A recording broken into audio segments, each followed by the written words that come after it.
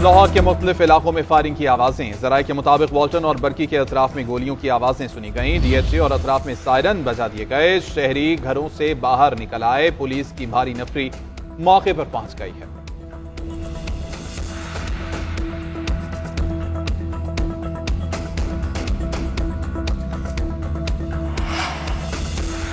पाकिस्तान ने भारत के 12 ड्रोन्स मार गिराए। DGI SPR के मुताबिक ड्रोन मुख्तलिफ शहरों की जाने भेजे गए। रावलपिंडी, लाहौर और गुजरांवाला में ड्रोन गिराए गए। चकवाल, अटक, बहावलपुर, मियानो और कराची में भी ड्रोन्स को नाकारा किया गया। लाहौर में ड्रोन्स गिरने से 4 जवान जख्मी हुए हैं।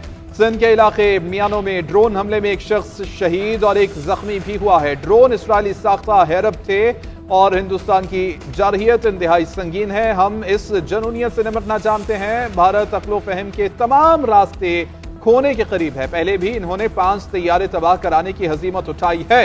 जनूनियत दिखाने वालों को सबक सिखाने का आज़्म और पूरी सलाहियत रखते हैं।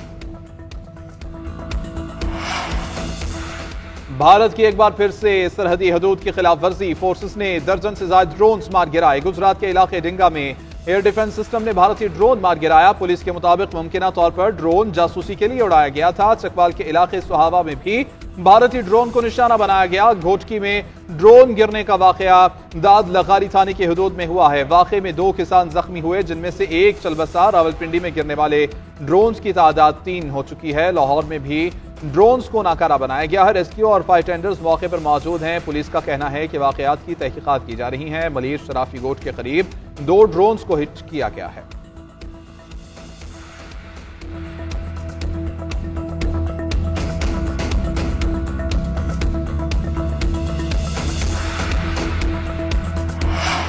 मुल्क के 4 बड़े एयरपोर्ट्स को आर्जी तौर पर बंद कर दिया गया। एयरपोर्ट्स अथॉरिटी के मुताबिक कराची, इस्लामाबाद, लाहौर और सियालकोट में फ्लाइट ऑपरेशन आर्जी तौर पर मुअत्तल।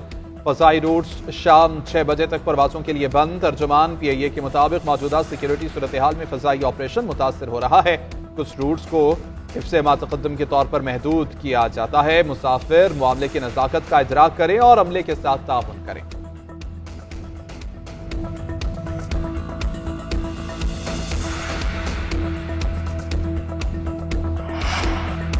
भारत ने पाकिस्तान में खुली जारहियत की इल्जाम लगा रहा है तो कोई सबूत भी दे, कोई मुकदमा तो चलाए। यहां भारत खुद ही जज, खुद ही ज्यूरी और जल्लाद बना हुआ है। इन हालात में दुनिया के किसी भी खुद मुख्तार मुल्क के पास जवाबी कार्रवाई के सिवा कोई रास्ता नहीं है।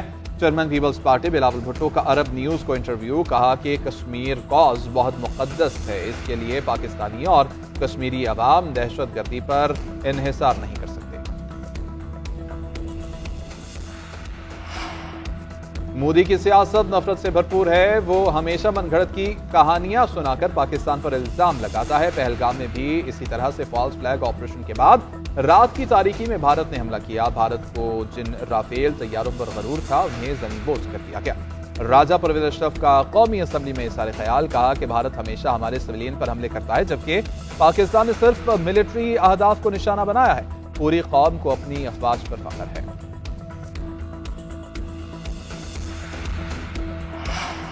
भारतीय जारहियत के बाइस 30 से ज्यादा शहरी शहीद हो चुके। पहलगाम में पहले जाली ऑपरेशन करके जुनूनी कैफियत तारी की गई और इसी बुनियाद पर भारत ने हमला किया। अमीर जमात इस्लामी हाफिज नईमुर रहमान कहते हैं कि जो जवाब पाक फौज ने दिया वो लायक तहसीन है। भारत को जवाब मिलना चाहिए कि वो दोबारा पाकिस्तान पर हमला न करे।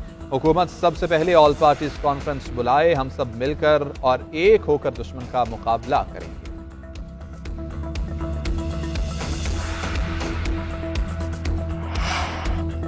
चीफ जस्टिस और सुप्रीम कोर्ट के जजेस का रस्मी ताज़ियती इजलास। भारतीय फौज के एक वहशियाना और बिला इश्तियाल हमले में बेगुनाह पाकिस्तानी शहरियों की शहादत पर गहरे रंजो गम का इजहार। एलामिया के मुताबिक जजेस ने शहदा के इसाले सवाब के लिए फातिहा ख्वानी की।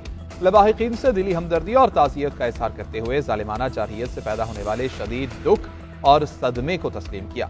शहदा के दर्जात की बुलंदी और अहले खाना के सब्र की दुआ की गई।